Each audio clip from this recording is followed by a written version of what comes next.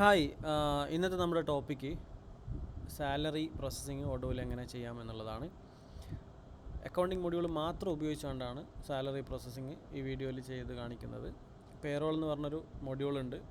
അതായത് employees, attendance, time of, payroll, ഈ 4 HR related മൊഡ്യൂളാണ്. അതുപയോഗിച്ച് നമുക്ക് പേറോൾ പ്രോസസ്സ് ചെയ്യാൻ പറ്റും.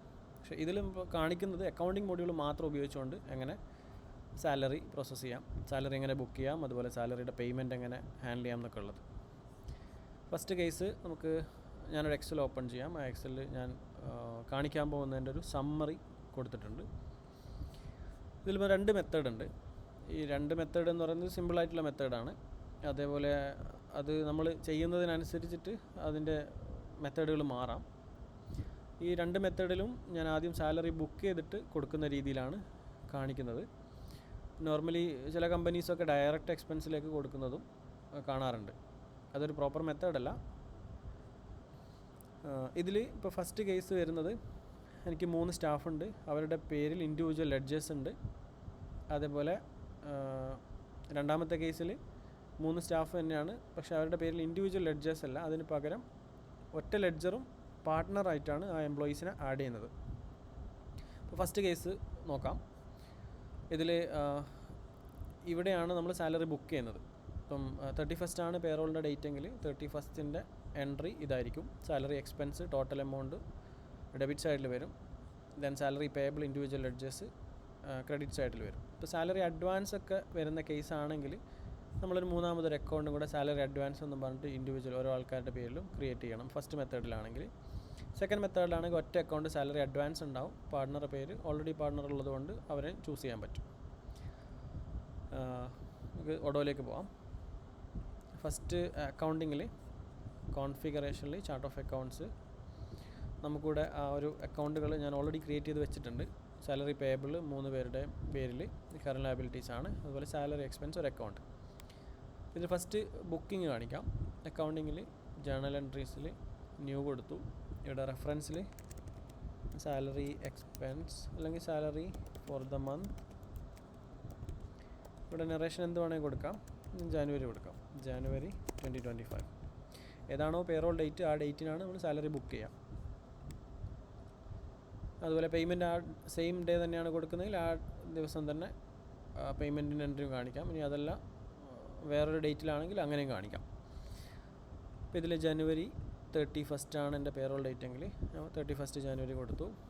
ഇവിടെ ജേണലിൻ്റെ സ്ഥലത്ത് സാലറീസ് സെലക്ട് ചെയ്യാം. ഇതെന്തിനാണെന്ന് വെച്ച് കഴിഞ്ഞാൽ നമുക്ക് സാലറീസ് എല്ലാം കൂടെ ഒരുമിച്ച് കിട്ടാൻ വേണ്ടിയിട്ടാണ് സെപ്പറേറ്റ് ജേണൽ ഉള്ളത്. അപ്പോൾ അതിൻ്റെ വൗച്ചർ നമ്പറും വേറെ തന്നെ കിട്ടും. ആഡ് ലൈനിൽ ഞാനിവിടെ ബുക്ക് ചെയ്യുന്നതാണ്. ഇപ്പോൾ സാലറി എക്സ്പെൻസിൽ 14 കൊടുത്തു. 14,000 ആണ് ടോട്ടൽ. പിന്നെ സാലറി പേയബിൾ ജോണിൻ്റെത് ക്രെഡിറ്റ് സൈഡിൽ ജോണിൻ്റെത് വരുന്നത് 5,000 ആണ്. ദെൻ ലോറൻ്റെ വരുന്ന സമയത്ത് 6,000 വരും. ദെൻ വി ഹാവ് മിഷൽ 3,000 ആണ് വരുന്നത്. ടോട്ടൽ 14,000 വന്നു. ഇത്രയും ചെയ്തതിന് ശേഷം പോസ്റ്റ് ചെയ്യാം. അപ്പോൾ ഈ ഒരു എൻട്രി ഓൾറെഡി പോസ്റ്റഡ് ആണ്. ഇത് സാലറി ബുക്ക് ചെയ്തു. നമ്മൾ പ്രോഫിറ്റ് ആൻഡ് ലോസ് റിപ്പോർട്ടിങ്ങിൽ പ്രോഫിറ്റ് ആൻഡ് ലോസ് എടുത്തിട്ട് മന്ത് ഞാൻ ജനുവരി കൊടുക്കുകയാണെങ്കിൽ എനിക്കിവിടെ സാലറി എക്സ്പെൻസ് ഇതിൽ കണ്ടോ, ഇവിടെ GL എടുത്തു കഴിഞ്ഞാൽ ആ ഒരു എൻട്രി ഇവിടെ വന്നിട്ടുണ്ട്. Salary for the month of January 14,000 expense വന്നിട്ടുണ്ട് ഒറ്റ എൻട്രി ആയിട്ട്. ഇനി ബാലൻസ് ഷീറ്റ് എടുക്കുന്ന സമയത്ത് ജനുവരിയിൽ എനിക്ക് കറന്റ് ലയബിലിറ്റീസിൽ സാലറി പേയബിൾ 3 പേരുടെയും സെപ്പറേറ്റ് ചെയ്ത് കാണിച്ചിട്ടുണ്ട്. ഇതിൽ ഓൾറെഡി നേരത്തെ ഒരു എൻട്രി ഉള്ളതുകൊണ്ടാണ് ഇത് കൂടുതൽ കാണിച്ചത്. ഇവിടെ കണ്ടോ, ഇതാണ് നമ്മൾ ഇട്ട എൻട്രി 5,000 നേരത്തെ വന്ന എൻട്രിയാണ്. ഇങ്ങനെയാണ് ബുക്ക് ചെയ്യുന്നത്. ഇനി നെക്സ്റ്റ് നമ്മളിപ്പോഴാണോ സാലറി കൊടുക്കുന്നത് സെയിം ഡേറ്റ് തന്നെയാണ്, സെയിം ഡേറ്റ്. ഇനി അതല്ല അടുത്ത മാസമാണെങ്കിലും നമുക്ക് പുതിയൊരു എൻട്രി ആയിട്ടാണ് ഇവിടെ ജേണൽ എൻട്രിയിൽ ന്യൂ കൊടുത്തു. സാലറി പെയ്ഡ് ജനുവരി. ഇവിടെ ഡേറ്റ് ഞാനിപ്പോൾ ഫെബ്രുവരി 1 സാലറി ജനുവരിയിൽ കൊടുക്കുന്നതെങ്കിൽ ഫെബ്രുവരി 1 കൊടുത്തു. ഇവിടെ അക്കൗണ്ടിൽ സാലറി പേയബിൾ ജോൺ ഡെബിറ്റ് സൈഡിൽ 5,000 വരും. അതുപോലെ നെക്സ്റ്റ് വൺ 6,000 വരും. ദെൻ 3,000 വരും. ഇപ്പം ബാങ്കിൽ നിന്നാണ് കൊടുക്കുന്നതെങ്കിൽ ബാങ്ക് ഇവിടെ കൊടുക്കാം, ഇനി ക്യാഷ് ആണെങ്കിൽ ക്യാഷ് കൊടുക്കാം. അവിടെ 14,000 കൊടുത്തു, പോസ്റ്റ് ചെയ്തു. അപ്പം ഇൻ എഫക്റ്റ് ആ 14,000 സാലറി എക്സ്പെൻസ് ജനുവരിയിലെ പ്രോഫിറ്റ് ആൻഡ് ലോസിൽ വന്നിട്ടുണ്ട്. അതിന് അഗെയിൻസ്റ്റ് ആയിട്ടുള്ള പേയബിൾ നമ്മളിവിടെ ബാങ്കിൽ നിന്ന് ഫെബ്രുവരിയിലാണ് കൊടുത്തത്. അപ്പം ജനുവരിയിലെ പ്രോഫിറ്റ് ആൻഡ് ലോസ് പ്രോപ്പറായി വന്നു. അതാണ് ബുക്ക് ചെയ്യുമ്പോഴുള്ള ബെനിഫിറ്റ്. ദെൻ നെക്സ്റ്റ് മെത്തേഡ് നമുക്ക് പറയുന്നത് ഈ സാലറി പേയബിൾ എന്നുള്ളത് 3 അക്കൗണ്ടിൻ്റെ ആവശ്യമില്ല, ഒറ്റ അക്കൗണ്ട് മതി. പാർട്ണറിലാണ് നമ്മൾ എംപ്ലോയീനെ സെലക്ട് ചെയ്ത് കൊടുക്കുന്നത്. അപ്പോൾ അതിന് വേണ്ടിയിട്ട് ഞാനിവിടെ കോൺഫിഗറേഷനിൽ ചാർട്ട് ഓഫ് അക്കൗണ്ട്സിൽ സാലറി പേയബിൾ ഈ 3 എണ്ണം ഉണ്ടല്ലോ. അപ്പോൾ നമുക്ക് ശരിക്കും ഒന്നേ വേണ്ടുള്ളൂ. അപ്പോൾ ഞാൻ ഒരെണ്ണം കൂടെ ക്രിയേറ്റ് ചെയ്യാം, ജസ്റ്റ് സാലറി പേയബിൾ എന്നൊരു അക്കൗണ്ട് മാത്രമായിട്ട്. അപ്പോൾ സാലറി പേയബിൾ എന്ന് മാത്രമേ ഞാനിവിടെ കീപ്പ് ചെയ്യുന്നുള്ളൂ, വേറെ പേരൊന്നുമില്ല. ഇതെൻ്റെ മെയിൻ അക്കൗണ്ടാണ്. പാർട്ട്നേഴ്സ് ഓൾറെഡി ക്രിയേറ്റ് ചെയ്തിട്ടുണ്ട്. പാർട്ട്നേഴ്സിനെ ക്രിയേറ്റ് ചെയ്യണമെന്നുണ്ടെങ്കിൽ നമുക്ക് എൻട്രി ഇടുമ്പോൾ തന്നെ ക്രിയേറ്റ് ചെയ്യാം. ഇനി അതല്ലെങ്കിൽ കോൺടാക്റ്റ് എന്ന് പറഞ്ഞ മൊഡ്യൂളുണ്ട്, ഇവിടെ വന്നു കഴിഞ്ഞാൽ നമുക്ക് പാർട്ട്ണറെ ക്രിയേറ്റ് ചെയ്യാം. ഇപ്പോൾ ഓൾറെഡി ഇവിടെ ജോൺ ക്രിയേറ്റ് ചെയ്തിട്ടുണ്ട്, ലോറ ഇവിടെ വന്നിട്ടുണ്ട്. അക്കൗണ്ടിങ്ങിൽ ഫസ്റ്റ് കേസ് നമുക്ക് വരുന്നത് ബുക്ക് ചെയ്യുന്ന കേസാണ്. ഇവിടെ ന്യൂ കൊടുത്തു, നേരത്തെ പറഞ്ഞ പോലെ തന്നെ സാലറി ഫോർ ദ മന്ത് ജനുവരി 2025. ഇതൊക്കെ സെയിം പ്രൊസീജിയർ തന്നെ. ജനുവരി 31 ജേണൽ സാലറീസ്. ഇവിടെ ബുക്ക് ചെയ്യുന്ന കേസാകുമ്പോൾ സാലറി എക്സ്പെൻസ് 14,000 വരും. പിന്നെ ഇവിടെ നമ്മൾ സെലക്ട് ചെയ്യുമ്പോൾ സാലറി പേയബിൾ എന്ന് പറഞ്ഞാൽ ഒറ്റ ലെഡ്ജർ, പാർട്ട്ണറിൻ്റെ സ്ഥലത്ത് നമ്മൾ എംപ്ലോയീൻ്റെ പേര് സെലക്ട് ചെയ്യും. 5,000 കൊടുത്തു. And again salary payable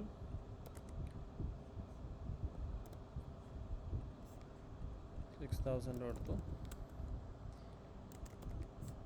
then salary payable അടുത്ത ആൾ ഇവിടെ 3,000 കൊടുത്തു. ടോട്ടൽ 14,000 വന്നു, നമ്മൾ പോസ്റ്റ് ചെയ്തു.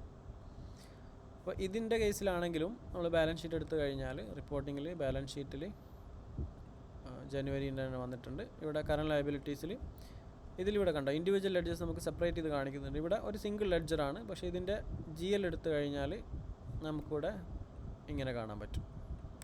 ഇപ്പോൾ ഒരുപാട് എംപ്ലോയീസൊക്കെ ഉള്ളതാണെങ്കിൽ, ഇപ്പോൾ ഒരു 100-150 എംപ്ലോയീസൊക്കെ ഉണ്ടെങ്കിൽ നമ്മൾ അക്കൗണ്ടിങ് മൊഡ്യൂൾ മാത്രമാണ് സാലറിക്ക് വേണ്ടി യൂസ് ചെയ്യുന്നതെങ്കിൽ ഇതാണ് ബെറ്റർ മെത്തേഡ്. ഒറ്റ അക്കൗണ്ട് മാത്രം ക്രിയേറ്റ് ചെയ്യാം, ബാക്കി എല്ലാ എംപ്ലോയീസിനെയും പാർട്ട്ണറായിട്ട് ക്രിയേറ്റ് ചെയ്യാം. ഓക്കെ, ഇതാണ് അതിൻ്റെ മെത്തേഡ്. ഇതേപോലെ തന്നെ ഇതിൻ്റെ പേയ്മെൻറ്റ് കൊടുക്കുന്ന സമയത്ത് സാലറി പെയ്ഡ് ജനുവരി 2025, ഇപ്പോൾ ഫെബ്രുവരി 1 കൊടുക്കുന്നതെങ്കിൽ ഇതൊക്കെ പ്രീവിയസ് മെത്തേഡായിട്ട് സിമിലറാണ്. അക്കൗണ്ട് ചൂസ് ചെയ്യുന്ന സ്ഥലത്ത് മാത്രമേ വ്യത്യാസമുള്ളൂ. അപ്പോൾ ഇവിടെ ഡെബിറ്റ് സൈഡിൽ നമുക്ക് സാലറി പേയബിൾ വരും, ആളെ പേര് വരും. ഒരാളത് മാത്രം ചെയ്തിട്ട് നമുക്ക് നോക്കാം ബാലൻസ് ഷീറ്റിൽ എങ്ങനെയാണ് അതിൻ്റെ എഫക്റ്റ് വരുന്നതെന്നുള്ളത്. അപ്പം ഇയാളത് 5,000 ആണ്. ബാങ്കിൽ നിന്നാണ് ക്യാഷ് കൊടുക്കുന്നത്, ബാങ്ക് വഴിയാണ് ട്രാൻസ്ഫർ ചെയ്യുന്നത്. 5,000 കൊടുത്ത് പോസ്റ്റ് ചെയ്തു. ഒരാളത് മാത്രം ചെയ്തത് എഫക്റ്റ് മനസ്സിലാക്കാൻ വേണ്ടിയിട്ടാണ്. അപ്പോൾ ബാലൻസ് ഷീറ്റ് എടുത്തു കഴിഞ്ഞാൽ എനിക്കിവിടെ സാലറി പേയബിൾ 14,000 വന്നിട്ടുണ്ട്. അപ്പോൾ ഇതിൽ ഞാൻ ആസ് ഓഫ് 31 ആണ് എടുത്തത്. അപ്പോൾ ആസ് ഓഫ് ഫെബ്രുവരി എടുത്തു കഴിഞ്ഞാൽ എനിക്കിവിടെ സാലറി പേയബിൾ 9,000 ആയി കുറഞ്ഞിട്ടുണ്ട്. അപ്പോൾ ഇതിൻ്റെ GL എടുത്തു കഴിഞ്ഞാൽ ഇവിടെ നമുക്ക് 5,000 ജോണ് സാലറി പെയ്ഡായിട്ട് കാണിച്ചിട്ടുണ്ട്, കറക്റ്റ് ഇവിടെ വന്നിട്ടുണ്ട്.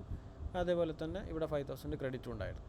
അപ്പോൾ ഇതുപോലെ വന്ന് ഈ ഒരു ബാലൻസ് 0 ആയി പോകും.